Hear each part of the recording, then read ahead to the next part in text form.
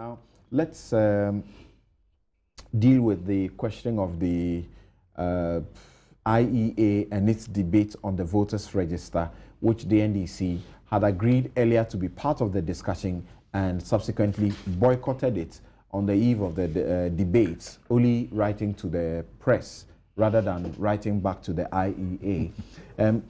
Kogu, how did that information come to you, and IEA's reaction to, the way the NDC treated them? Because they said they wrote to them, inviting them for the discussion, and they wrote agreeing that they were going to be part of the discussion.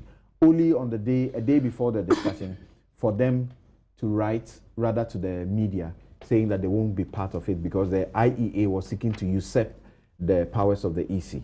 Yes, what they did lacked integrity. There was no sincerity in it. This is the letter of acceptance of the IEA invitation the NDC wrote. It's dated 2nd October 2015. It says, "Dear Madam, I refer to your letter dated 28th September 2015 and captioned above, and wish to inform you that we have received all 6 letters. However, our new Director of Research is Dr. William Ahazi, and he will be attending the session with Mr. Johnson, Asidun Ketia, and others. Thank you. Signed, Emmanuel S. Zumakbe, Director of Administration." This is dated 2nd October 2015. 19th October, Asidun Ketia issues a statement to say that the NDC is unable to attend to participate in the said debate because 1, the Electoral Commission is the body mandated to deal with all issues relating to election matters. It is very surprising that the IEA is organizing this debate after it was part of a decision that was taken by the Ghana Political Parties Program that the EC should be in charge of this matter. The IEA is attempting to usurp or compete with the EC over the voters' register, which is unacceptable. The EC has opened its doors for submissions from political parties as well as civil society groups. So if the IEA has some concerns, it should be channeled to the EC. If the forum is about collating views to formulate a position of the GPPP on the voters register, it is rather belated because a comprehensive report by the GPP has already been submitted. This was 17 days after the letter of acceptance. Pathetic afterthought. You don't take this reasoning serious.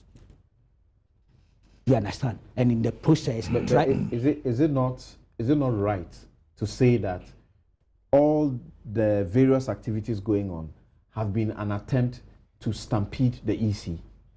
Has anybody stampeded the EC? Has the EC formally complained?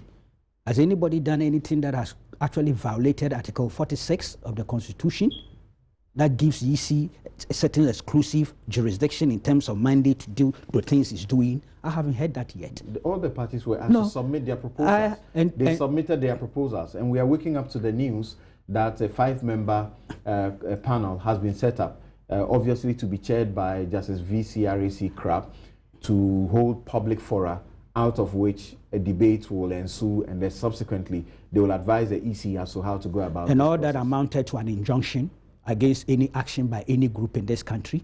Did anybody suggest that? I'm asking.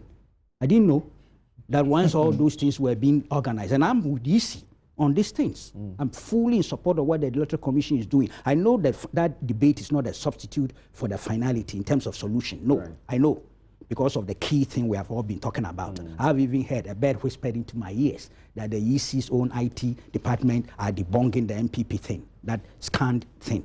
I'm even being told something more explosive, that it appears they are saying that the thing was completely manufactured. Okay, so we are heading towards a certain critical moment in our electoral history where we have to make some determinations. But this one is a bird that whispered into my ears. The birds that whisper to you often. But the NDC was being dubious on this IEA matter. Absolutely dubious. And we have to say that clearly to them. I don't think we have enough time, so I rest my case here. What do you say to the criticism to the party? Because that was bad faith, or you don't see it that way? I think it's unfair. I mean, we live in a free democratic society where we have the right of choice. And therefore, if our party, the NDC, has decided that the IEA certainly is not the constitutionally mandated entity to arrange the type of fora with regards to... When you are accepting the invitation, you didn't know that? With regards to matters to do with the voters register. And therefore, we'd rather wait and attend the one that the Electoral Commission had even proposed. Then I don't see why anyone should have a problem with that. We have a choice to either attend or not attend. And the decision was made not to attend because we truly believe that there is an effort to try and stampede, the Electoral Commission, or to try and influence its conduct. And certainly you cannot expect us to support that type of effort when we have reasonable grounds to believe it. And people are allowed to profess their own opinions and interpretations. But I solidly am in support of the decision taken by the party not to honor the invitation and to participate. We would go to Electoral Commission and plead our case. Like every other political party, we have submitted our proposals. And then we would allow the Electoral Commission, as it has appointed the eminent Ghanaian citizens 5-member panel, to also look into this issue so we can have closure. And if anyone has a problem with why we decided not to participate in the IEA forum or debate, they are free to make their own conclusions, but we have no regrets. Nana, so this is where we have gotten to. And when the NPP's Professor Michael Quay attends the debate, he suggests that we should bring in Interpol to vet our register. Your critics say, how desperate can you get? What is this? Well, Samson, Professor Quay is alarmed at the possibility that you can have scanned photographs entered into our electoral register. The prospect is frightening. We've been used to electoral malpractices revolving around multiple registrations, maybe registration of minors, and so on and so forth, ballot stuffing, and so on and so forth.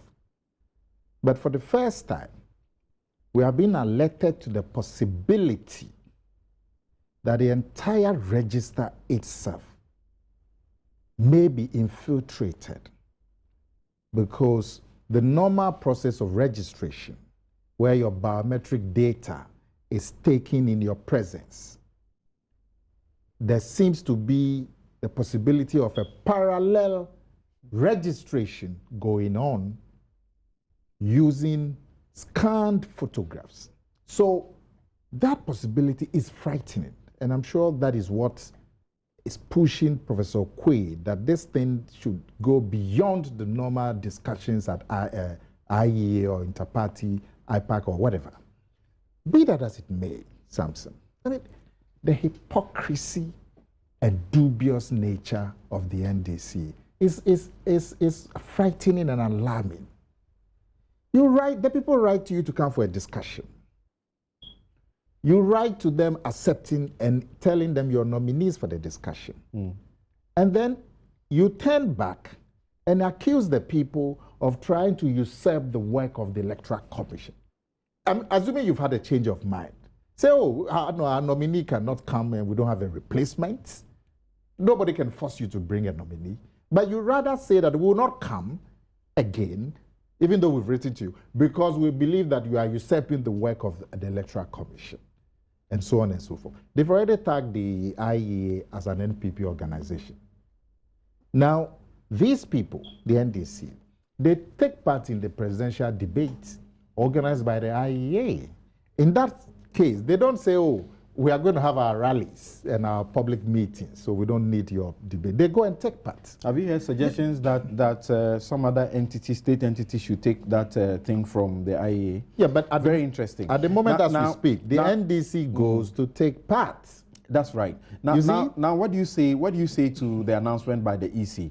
Is that refreshing news to you that the 5-member voters register panel is supposed to now begin to hold a forum and collate views? And the members are His Lordship Professor V.C. R.A.C. Crabb, who is co-chair of the Coalition for Domestic Election Observers, CODEO.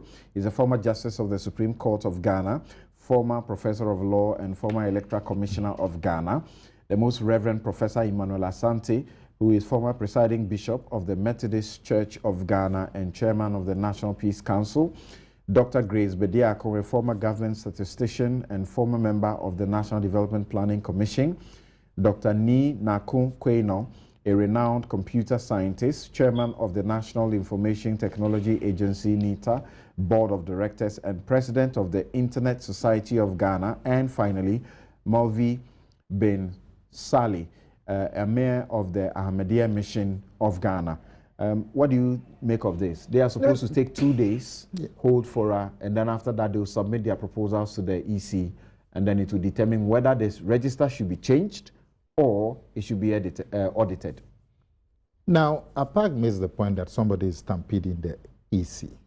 Your chairman has made pronouncements on this matter. That one is not stampeding. The president has made pronouncements on this matter. That one is not stampeding. When are you going to stop the hypocrisy?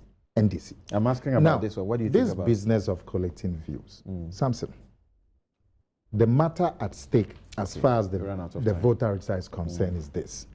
There are findings, evidence presented to the Electoral Commission. The Electoral Commission has to have an objective way of verifying those findings. It should not be reduced to a matter of opinion and viewpoints. But this forum will not be dealing with the findings, with it.